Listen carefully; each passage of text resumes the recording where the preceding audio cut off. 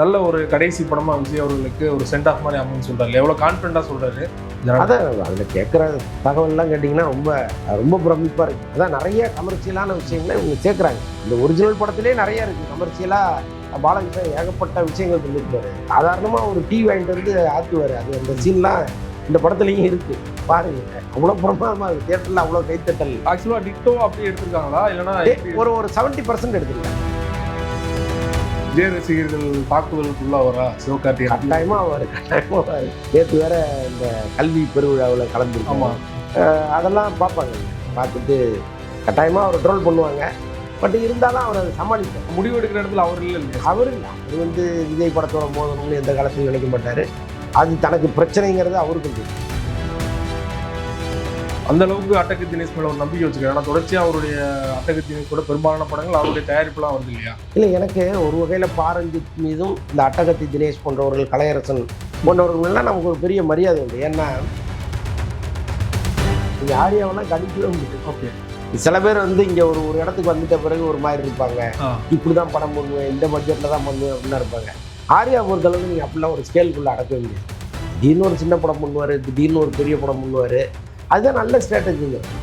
அப்போ தான் வந்து நீங்கள் புதுக்கோட்டை மாநில சமூகத்தில் பார்த்தீங்கன்னா நீங்கள் வந்து தயவுசெய்து பேசாமல் விடுங்க, கண்டிப்பாக படத்தை நாங்கள் வெற்றியிட வைக்கிறோம் அப்படின்னு ஒரு ஃப்ரெஸ்ட்ரேட் ஆகி ஒரு பதிவு போட்டிருந்தார். நீங்கள் பார்த்துருக்கீங்க? இல்லைங்க, அதாவது தவளை தண்ணிக்கு இருக்கும், பாம்பு தரைக்கு இருக்குன்னு சொல்கிற கதை தான். அவர் ஒரு படத்தை எடுத்துட்டாரு, அவர் நிரூபிச்சாங்க. அப்போ 10 இடங்களில் பேசுறதுக்கு கூட அவர் தயாராக இருப்பார்.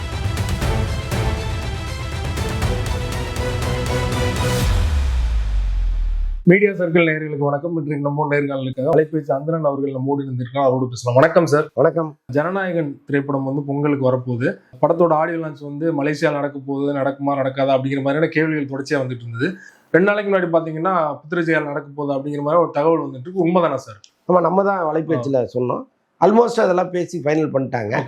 அங்கே மலேசியாவில் தான் நடத்த போகிறாங்க. அந்த புத்திரஜயாங்கிற இடம் வந்து பெரிய ஆடிட்டோரியம்.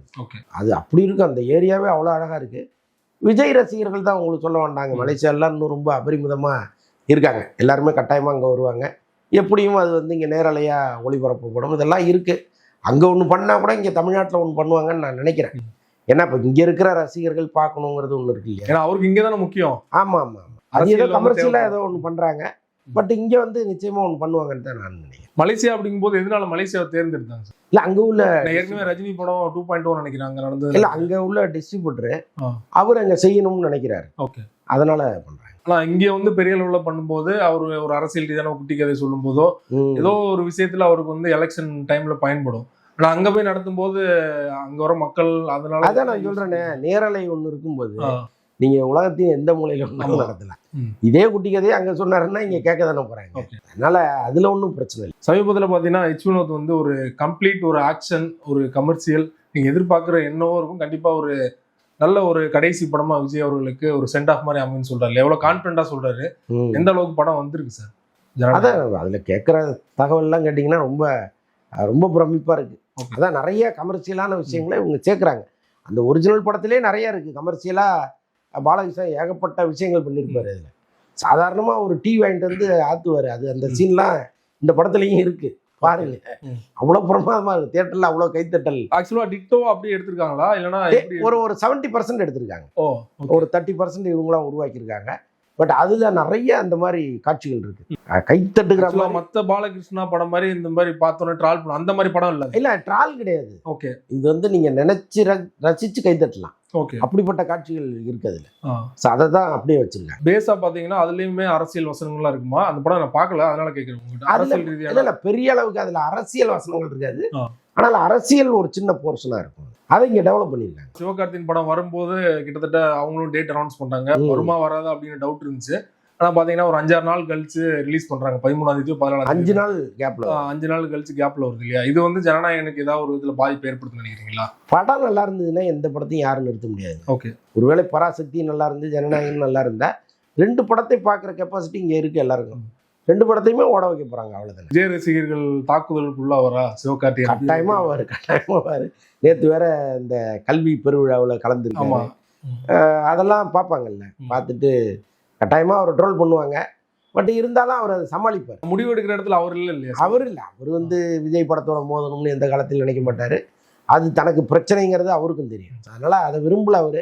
ஆனாலும் அவர் கையில் எதுவுமே இல்லை. அட்டகத்தி தினேஷ் அவரோட கேரியர்லேயே பார்த்தீங்கன்னா பெரிய அளவு பட்ஜெட்டில் வேட்டுவம் படம் தயாராகி வருது பாரஞ்சித் அவருடைய இயக்கத்தில். இன்னும் கூட பார்த்தீங்கன்னா அவருடைய பிறந்த நாளுக்காக ஒரு வீடியோ கிளிம்ஸ் வெளியிட்டு இருந்தாங்க. நீங்களும் பார்த்துருப்பீங்க. மிரட்டலான ஒரு காட்சி அமைப்போட இருக்கு. ஒரு வித்தியாசமான ஒரு அனுபவத்தை கொடுக்குமா அந்த படம்? ஆமாம்மா, அது பார்க்கும்போது அட்டகத்தி தினேஷ் இப்படிலாம் பண்ணியிருக்காருன்னு ரொம்ப ஆச்சரியமா இருந்துச்சு. இன்னொன்று வந்து அவர் ஆரம்ப காலத்துலேருந்து பார்க்குறோம், பாவமாக இருக்கும். அவர் ஒரு நல்ல நடிகர். பட் அவருக்கான வாய்ப்புகள் பெருசாக இல்லை. பெரிய வெற்றி பெற்ற ஒரு நடிகரால் நம்ம அவரை வைக்கவே முடியல. திடீர்னு பார்த்தா லப்பர் பந்தில் ஒரு அவதாரம் எடுத்தார். அதுக்கப்புறம் பார்த்தீங்கன்னா இப்படி வந்து நிற்கிறாரு. இன்னொரு 5 வருஷத்தில் அவர் மிகப்பெரிய இடத்துல இருப்பார். அப்படி வந்து அவருடைய பர்ஃபார்மன்ஸு, அவருடைய பார்க்குற அந்த தோற்றம் எல்லாத்தையுமே டோட்டலாக மாறி ஆளே வேற ஆளாக இருக்கு. பட்ஜெட் வைஸ் பெரிய பட்ஜெட் இல்லையா சார்? அவருடைய மார்க்கெட்டுக்கு அது எப்படி சார் இதாகும்னு நினைக்கிறீங்க? இல்லை, அவர் பாரஞ்சித்தை பொறுத்தளவுக்கு அதெல்லாம் அவர் பார்க்கறது இல்லை. ஒரு பட்ஜெட்டுக்குள்ளே எடுக்கணும், இவருக்கு இவ்வளோ பிஸ்னஸ் இருக்குது, அதுக்குள்ளே முடிக்கணும்லாம் அவர் நினைக்காம அவர் என்ன கதையை சொல்ல வந்தாரோ அந்த கதைக்கு தேவைப்படுகிற செலவை எப்போவுமே அவர் பண்ணுறார். அதை தாண்டி அவர் வந்து இப்போ ஒரு படத்தை எடுத்துட்டு இந்த படத்தில் தான் எடுக்கணும்லாம் இல்லை. அவர் வந்து தொடர்ந்து நிறைய படங்கள் பண்ணுறாரு. ஒன்றில் விடுவார், ஒன்றில் எடுப்பார். ஸோ அப்படி பண்ணிட்டு இருக்காரு. அதனால் முழுக்க இந்த ஒரு படத்தை வச்சு இதில் உள்ளதை நம்ம எடுத்துடணும் அப்படின்னு நினச்சி படம் பண்ணுறவங்களுக்கு தான் அந்த சிக்கல்.